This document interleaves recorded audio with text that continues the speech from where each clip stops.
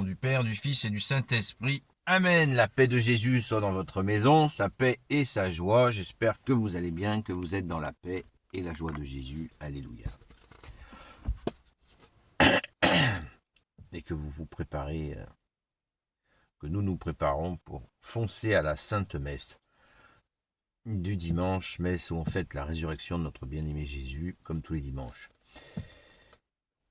Ô Jésus, toi qui peux tout et qui peut tout, qui porte tout, que ta parole rentre dans mon esprit, que ma bouche proclame ta parole et que mon cœur l'accueille. Amen. Nous lisons le Saint-Évangile selon Saint Marc, Saint Matthieu, chapitre 4, versets 12 à 23. 12 à 23. Quand Jésus apprend que Jean a été arrêté et s'éloigne, Quand Jésus apprend que Jean a été arrêté, il s'éloigne et va en Galilée.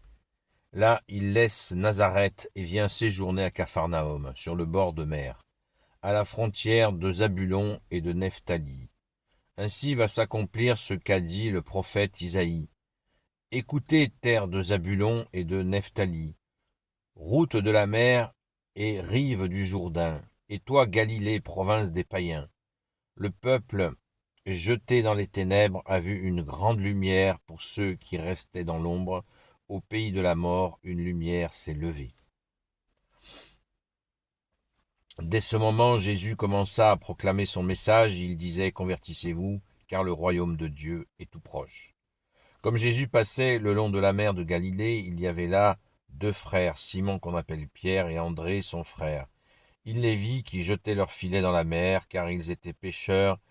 Et il leur dit, « Venez, suivez-moi, je ferai de vous des pêcheurs d'hommes. » Aussitôt, ils laissèrent leurs filets et le suivirent. Un peu plus loin, Jésus vit encore 2 frères, Jacques, fils de Zébédée, Jean, son frère. Ils étaient avec leur père Zébédée dans la barque en train d'arranger leurs filets.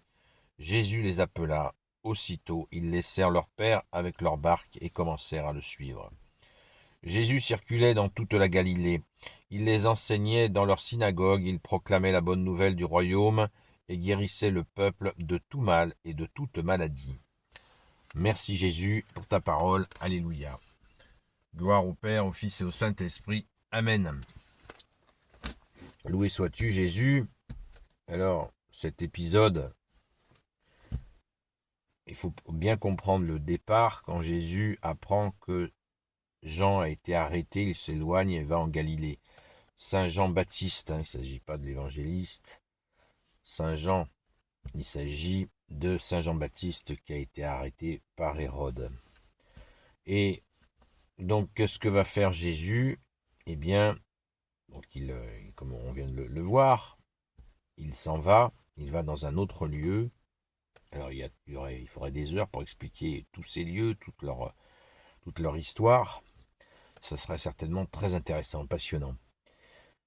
Mais là, on va se concentrer sur Jésus qui va appeler Saint André, Saint Pierre, Saint Jean et Saint Jacques.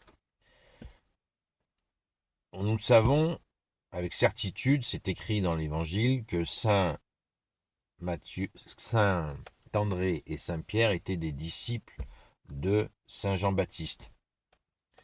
Très important à comprendre, car quand Jésus vient les appeler, c'est pas comme s'ils ne connaissaient pas Jésus. Il faut bien comprendre ça. Il y a eu des séquences. Ils se connaissent. Et naturellement, les disciples de Saint Jean, certains disciples de Saint Jean-Baptiste, vont immédiatement vers Jésus. Pourquoi? Parce que Saint Jean-Baptiste a discerné, il ne le savait pas, son âme le savait, mais lui ne le savait pas, que Jésus est le Messie définitif, tant attendu, annoncé depuis Isaïe, depuis 700 ans, 700 à 800 ans. Ils savent tout ça, c'est Saint Jean-Baptiste qui a reconnu le Messie. C'est lui qui a fait le travail de discernement. Jésus leur a répondu, parce qu'ils ont posé directement la question à Jésus. Ils ont dit, Saint Jean-Baptiste, à un moment donné, a envoyé Saint André et Saint Pierre, c'était pas encore saint, André et Pierre, pour demander à Jésus, est-ce que tu es le Messie? Et Jésus leur a fait cette réponse extraordinaire. Il leur a dit, les aveugles voient, les sourds entendent, les muets parlent, les boiteux marchent, et même les morts ressuscitent. Quand ils sont revenus dire ça à Saint Jean-Baptiste leur a dit, bon ben voilà, c'est clair. Vu les œuvres, c'est lui le Messie tant attendu. Il n'y a pas d'erreur.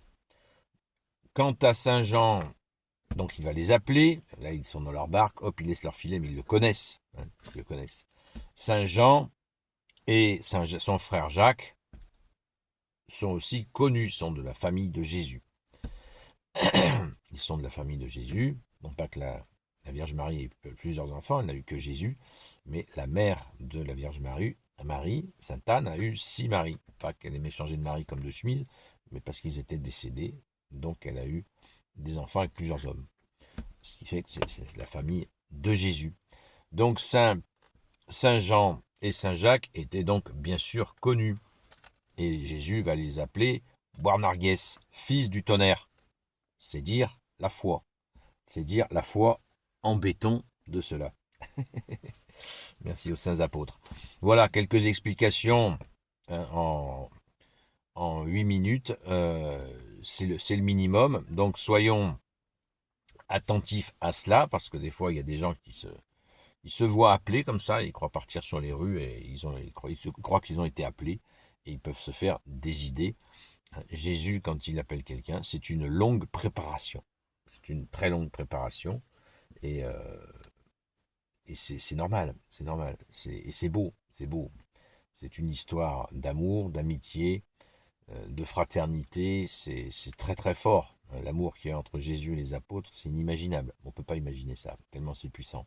Merci Jésus, alléluia, tu es le roi de gloire, le Dieu de nos vies, amen. Et ils vont être pêcheurs d'hommes, je pense que là tout le monde aura compris ce que cela signifie. Pêcheurs de poissons, ils deviennent pêcheurs d'hommes. Ce ne sont pas des intellectuels, ce sont des travailleurs manuels comme on dit. Je préfère l'appellation technicien, mais c'est joli de travailler de ses mains, mais ça n'empêche pas d'avoir un cerveau, puisqu'ils avaient la connaissance de la Sainte Écriture.